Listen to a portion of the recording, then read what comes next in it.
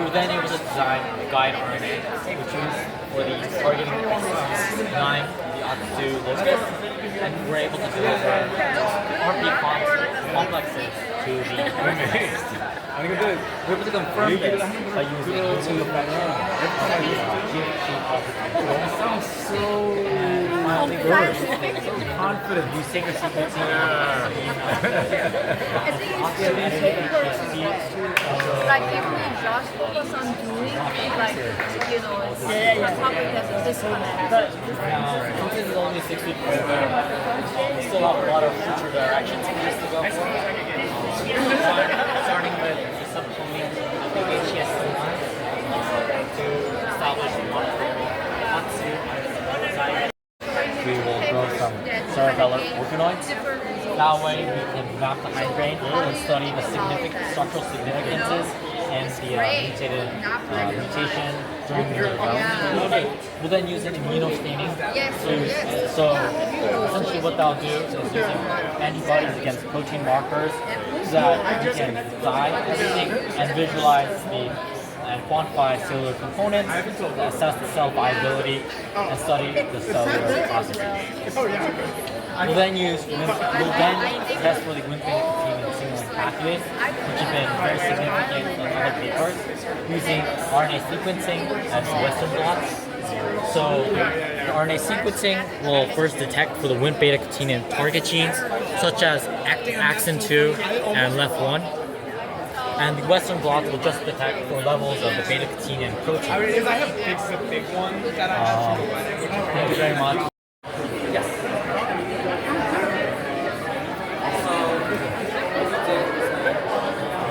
So what's the next step?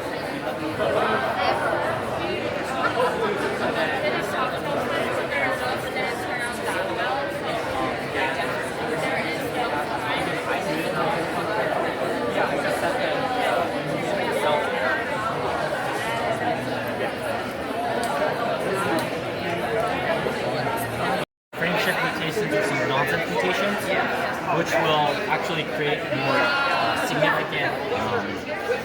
significant mutation to the actual sequence. And that's what we see with all of these here, other 60% of the knockout, except for one. Cool. Thank you.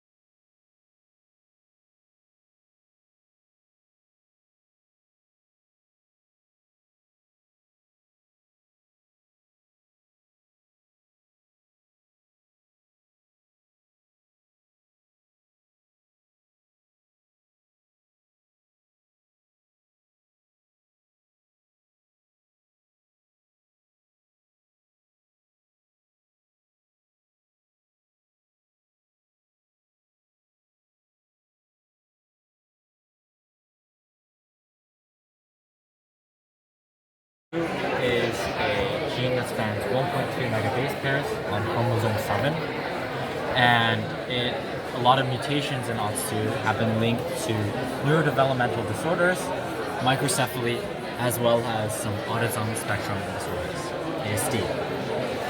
Now, OX2 functions in both the nucleus as well as the cytoplasm. In the nucleus, it pairs with polycomb-repressive complex 1, or PRC1, and to activate neurodevelopmental gene transcription. That'll be something that we'll come back to a little later. And within the cytoplasm, it influences cytoskeletal dynamics. Essentially what that means is that the cytoskeleton is a whole bunch of protein filaments throughout the cell that regulates its structure and the homeostasis of the cell. And since it's an ever-changing structure, the OTS2 is there to make sure that to reorganize and remodel all of those protein filaments. That being said, a lot of OTS2's molecular functions aren't well understood, as well as its function, the correlation between its function and the nucleus and the cytoplasm. And so there's a lot to be studied about this gene. Now, previous studies using patient human-induced stem cell-derived cerebral organoids, or iPSCs, have shown less organoid growth, as well as compared progenitor cell growth, MPCs, as well as downregulation in the Wnt beta-catenin signaling pathways.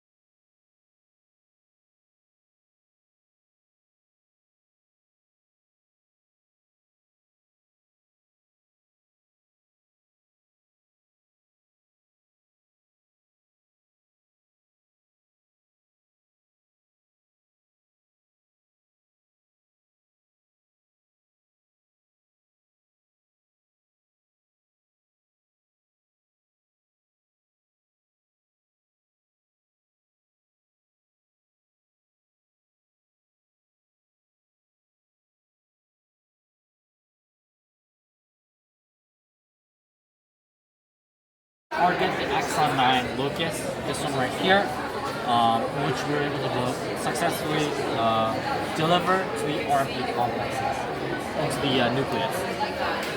We then confirmed that nuclear infection was successful through the GFP positive right here.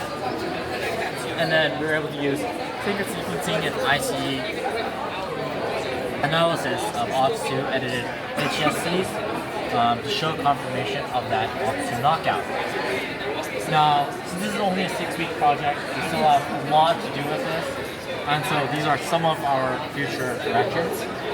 First, starting with the subcloning of the gene-edited human embryonic stem cells, and to grow some monoclonal OTS2 heterozygous or homozygous cells. Essentially what that means is that we're going to dilute down the cell to a point where we can actually transfer one cell per well and grow out colonies that carry that individual mutation. Now this is going to be a very hard process. It's hard to pick up just one cell.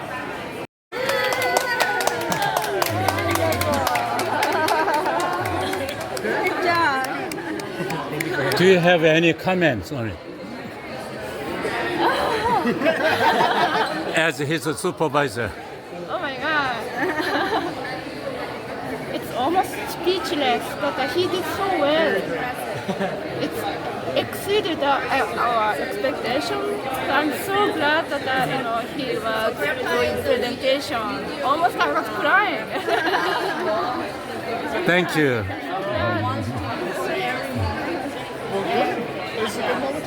And a special lab question. Not everybody. It's a big deal because people spend at least 6 months in the lab to earn this sweatshirt, but you did it in 6 weeks, so we want to give you. It will keep you warm and neat. It's a nice yeah. Thank you very much. As a professor at UMass in this department, do you have any comment on his presentation? Amazing line of work. I think the science is super interesting, and I told Hugo to come back to us in a year, and hopefully we'll make some progress towards this project.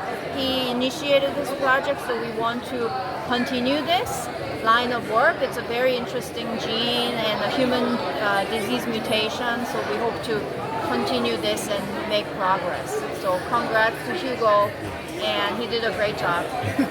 Yeah. Everyone in the lab just hosting and helping through this 6-week process. It was a lot of fun. I also enjoyed Saying image J or something, how many percent is successful? Can you, instead of doing this, is that much to do? I don't know if it's much quicker.